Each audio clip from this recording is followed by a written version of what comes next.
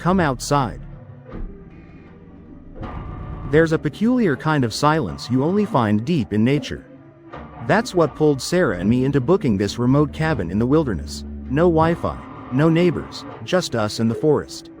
We were celebrating 10 years of marriage, and after months of grueling schedules, we needed something simple, peaceful, and uninterrupted. The drive itself was grueling, winding through back roads that seemed to grow narrower with every mile.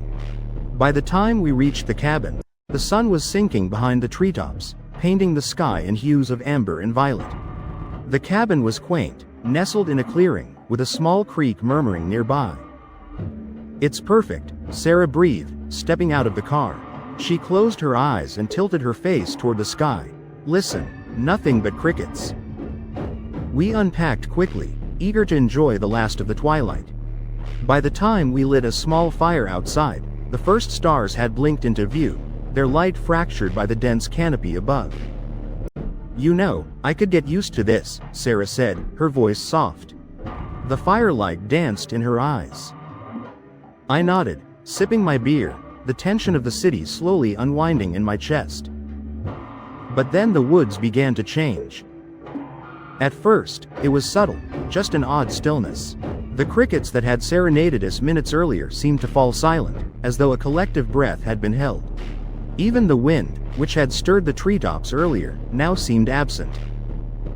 Do you feel that? Sarah asked, her voice barely above a whisper. I nodded again, slower this time, every hair on my body standing on end. Yeah, it's like everything's waiting. For what? I didn't have an answer. That's when the sound started. At first, I thought it was an animal, a low, guttural hum emanating from the woods.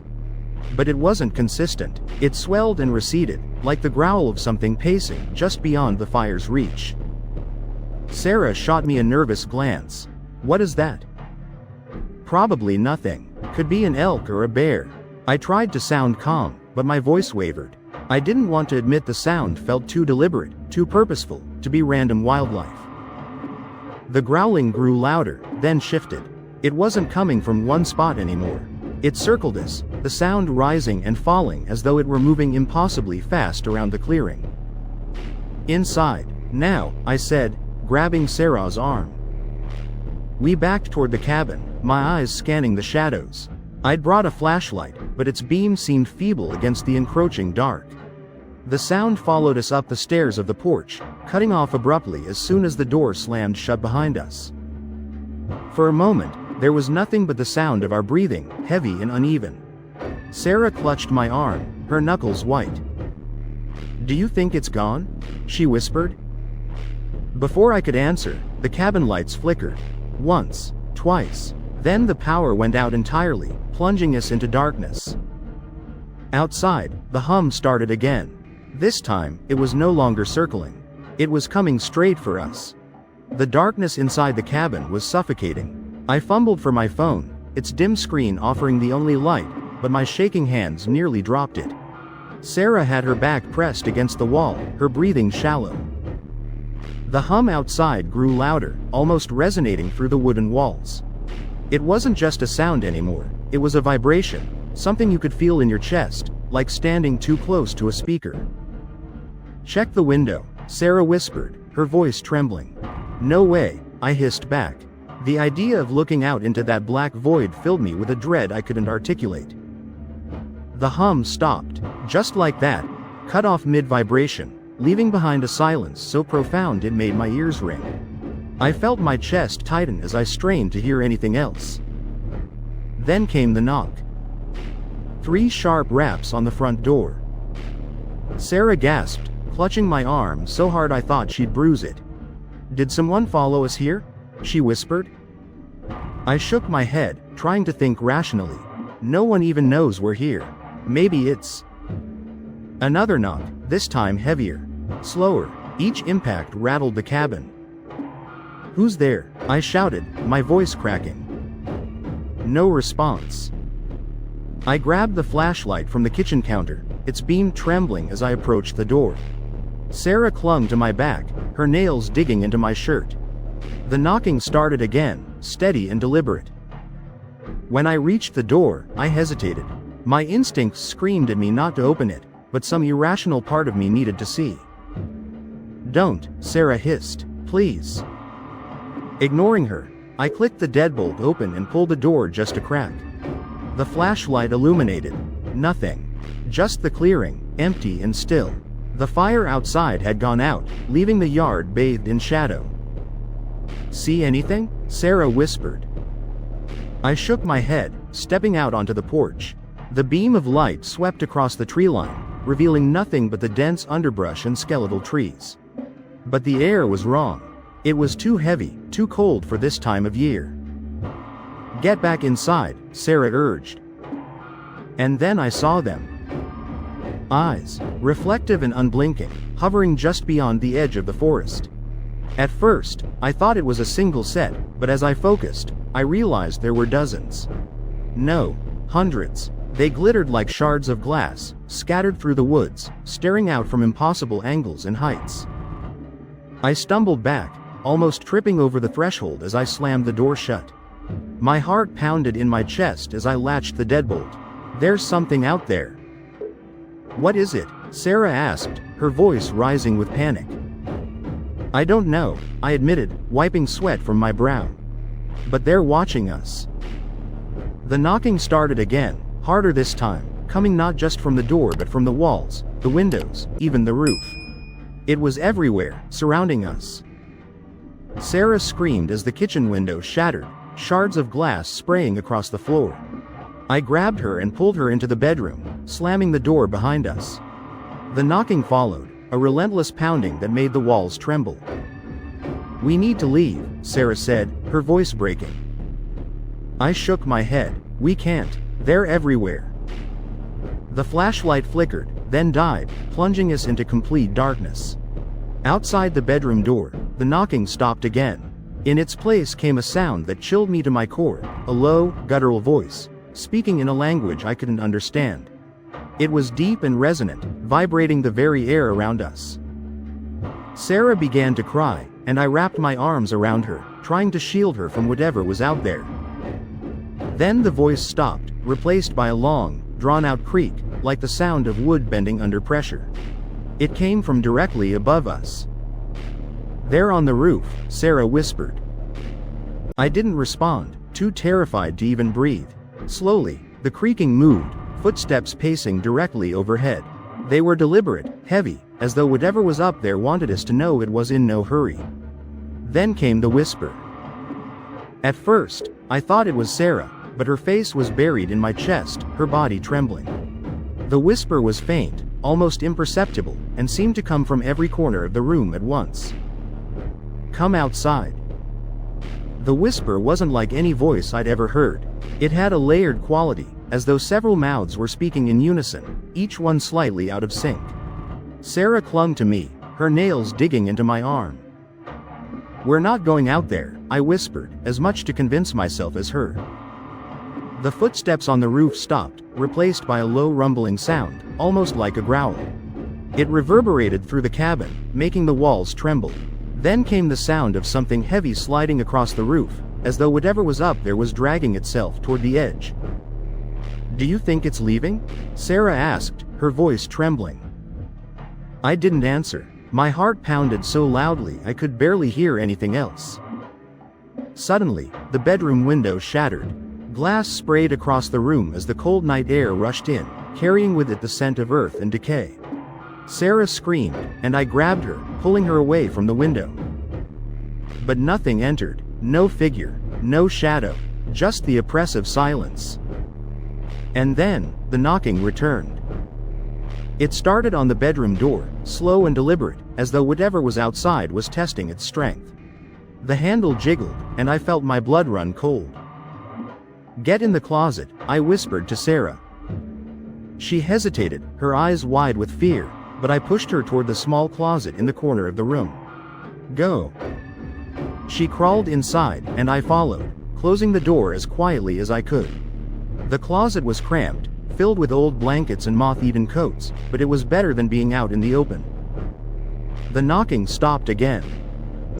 In the silence, I could hear Sarah's ragged breathing and my own racing heartbeat.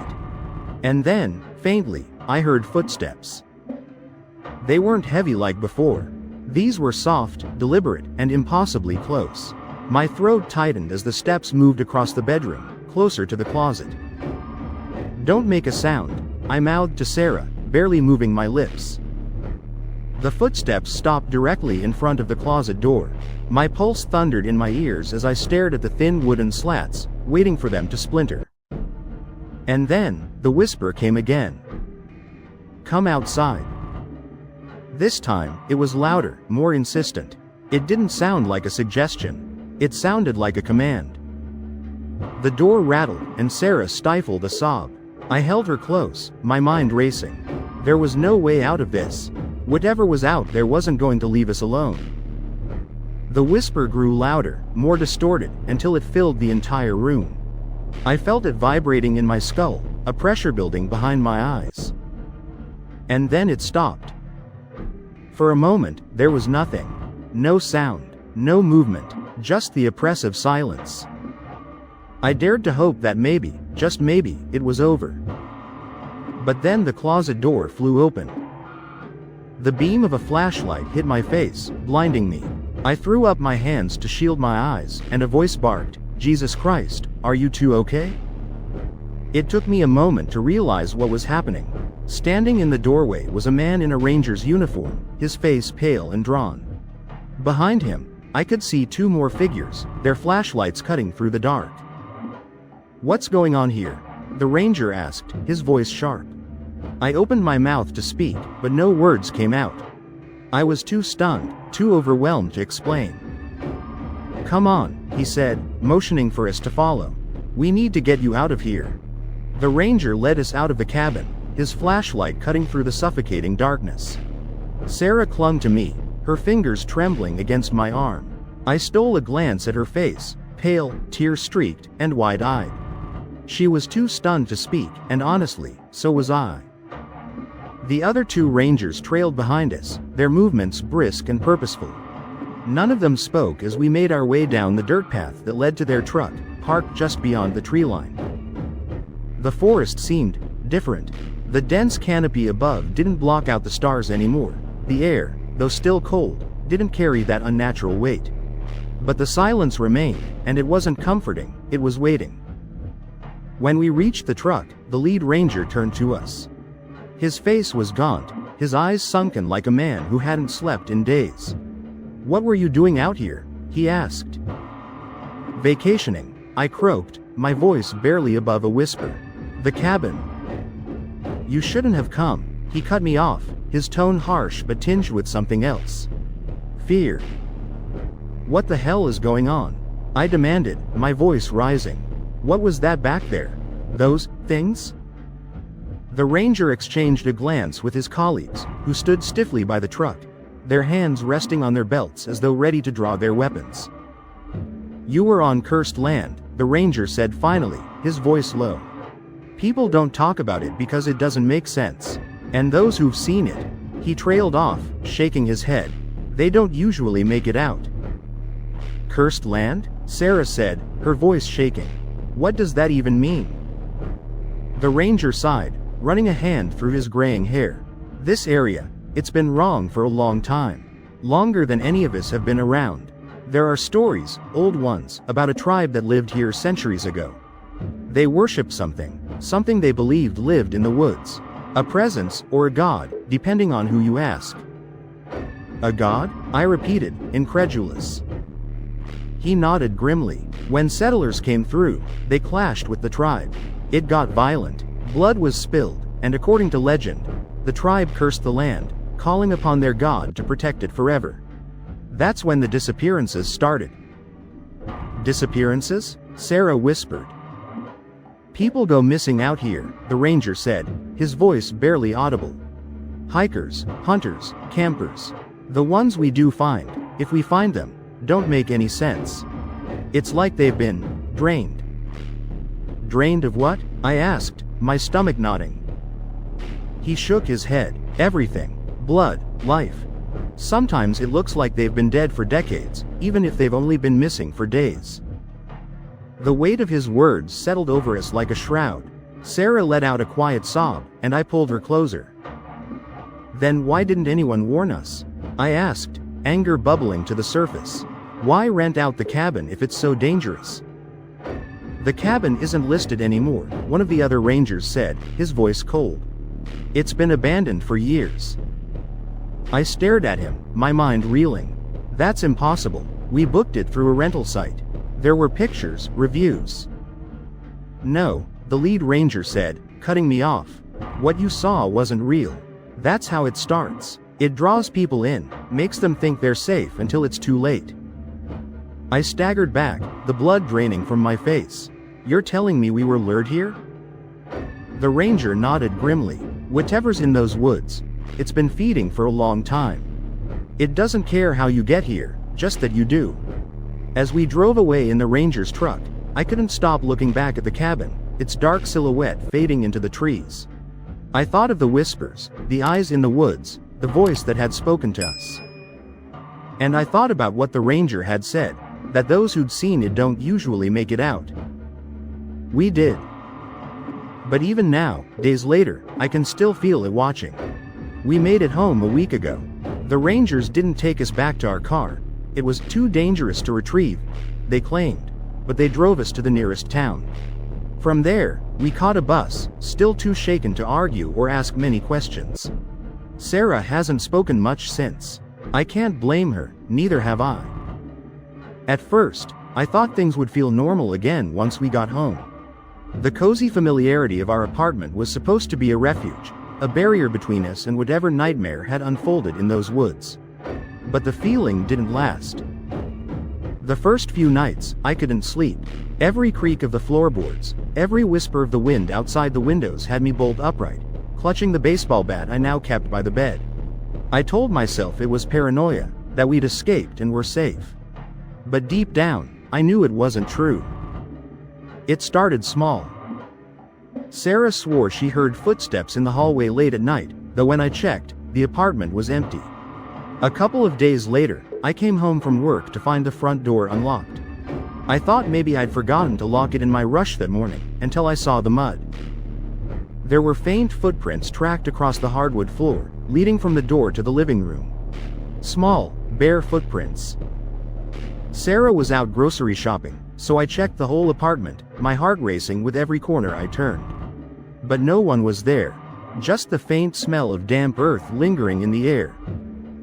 I didn't tell Sarah. She was already on edge, jumping at shadows and flinching at sudden noises. I didn't want to make it worse. But then the whispers came back. It was late, maybe 2 a.m. I was lying awake, staring at the ceiling while Sarah slept beside me. The room was dark, the only sound her soft breathing. And then I heard it. Come outside. The words were faint, muffled, but unmistakable. My chest tightened, and I froze, straining to hear. Come outside. This time, it was louder, closer. I slipped out of bed as quietly as I could, grabbing the bat from beside the dresser. My hands were slick with sweat as I made my way to the window.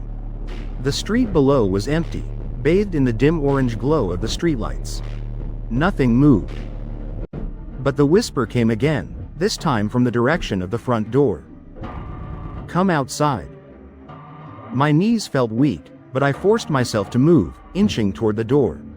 The bat felt useless in my grip, as if it wouldn't matter what I had to defend myself. The door was locked, the chain still in place. But the whispers didn't stop. Come outside. I peered through the peephole, my heart pounding so loudly it drowned out everything else. There was nothing there, just the empty hallway, dimly lit by the flickering light overhead. And then the whispers stopped.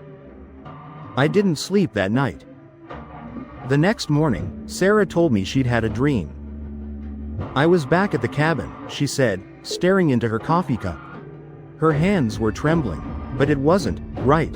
The forest was alive, moving. And you weren't there. I kept hearing your voice, though, calling me into the woods. I didn't tell her about the whispers. Last night, I woke up to find the bedroom window open. The curtains fluttered in the cold breeze, and I could hear the faint hum of crickets outside. Sarah was gone. I called her name, my voice trembling, but there was no answer. I ran through the apartment, searching every room, but she wasn't there. When I came back to the bedroom, I saw the note on the windowsill. The handwriting was shaky, barely legible, but I recognized it as Sarah's. "It's calling me. I have to go. Don't follow me. Don't look for me. I love you." I stared at the note, my mind reeling. The faint smell of earth filled the room, and when I looked out the window, I saw footprints in the dirt below. Bare, small, and leading into the trees at the edge of the property. The whisper came again, faint but unmistakable. "Come outside." I don't know what possessed me to go outside. Maybe it was the hope of finding Sarah, or maybe it was the whisper itself, burrowing into my mind, twisting my thoughts until I couldn't tell where fear ended and desire began. The air was colder than it should have been. My breath came out in plumes, swirling like smoke as I followed the trail of footprints into the woods. I'd grabbed the flashlight and the bat, but neither felt like they'd help. The beam of light cut through the darkness, but the shadows seemed alive, pressing closer the further I went. The footprints wound deeper into the trees, past where the manicured edge of the property gave way to untamed wilderness. I called Sarah's name, but my voice felt small, swallowed by the towering trees and the oppressive silence. "Come outside." The whisper was louder now, surrounding me, coming from nowhere and everywhere at once. It didn't sound like a command anymore. It sounded welcoming. "Sarah," I shouted, my voice breaking. Then I saw her. She stood in a small clearing, bathed in pale moonlight. Her back was to me, her hair loose and wild, her white nightgown fluttering in the breeze. "Sarah," I called, relief flooding my chest. I ran toward her, but as I got closer, I slowed. Something was wrong. She was too still. Her shoulders didn't rise or fall. And her skin was pale, almost gray, like it had been drained of life. "Sarah?" I whispered. She turned. It was her face, but it wasn't. Her eyes were too wide, too dark, and her lips twisted into a smile that didn't belong to her. It stretched too far, the corners reaching almost to her ears. "Come with me," she said, her voice layered and hollow, like a dozen others were speaking through her. I stumbled back, nearly dropping the flashlight. "What's happening? What did they do to you?" Her smile widened, impossibly so, revealing rows of sharp, glistening teeth. "It's beautiful, isn't it? You'll see." "Sarah, please," I begged, tears streaming down my face. "Come back with me. We'll leave. We'll..." She tilted her head, her smile faltering for the first time. Her expression softened, and for a fleeting moment, I thought it was her again. "I can't leave," she said softly, almost mournfully. "But you can stay." The shadows around her began to shift, twisting and coiling like living things. They moved toward me, wrapping around my ankles, my wrists, pulling me toward the center of the clearing. I screamed, swinging the bat wildly, but it passed through the shadows like air. The flashlight flickered, then died, plunging me into darkness. And then I saw it. The forest came alive. The trees bent and groaned, their roots writhing like serpents. The ground beneath me trembled, splitting open to reveal a chasm of endless black. From it rose a figure, tall, gaunt, and impossibly ancient. Its form was shrouded in mist, but its eyes burned like embers, piercing into me. It spoke, not with words, but with a voice that filled my mind, my soul. "You are the final piece." I fell to my knees, unable to resist the weight of its presence. I felt my thoughts unraveling, my memories slipping away like sand through my fingers. But then, I heard Sarah's voice. The real Sarah. "Run." It was faint, a whisper in the chaos, but it was enough. I forced myself to stand, to pull free of the shadowy tendrils. My legs felt heavy, like I was moving through water, but I ran. The figure roared, the sound splitting the air, shaking the very ground. The shadows reached for me, clawing and tearing, but I didn't stop. I didn't look back. I woke up on the side of a road, the sun rising over the horizon. My clothes were torn, my hands bloody, but I was alive. The rangers found me later that day, wandering aimlessly. They asked what happened, but I couldn't tell them. Sarah was gone. It's been 6 months. I moved to a new city, started a new job, tried to leave it all behind. But I can't. The whispers have started again. Come outside. And sometimes, when I close my eyes, I see Sarah standing in the clearing, her smile wide and unnatural, calling me back to the woods. I don't know how much longer I can resist. Because the truth is, some nights, I hear my own voice whispering with hers. Come outside. Did you like the story? Like it, subscribe, and see you in the next video.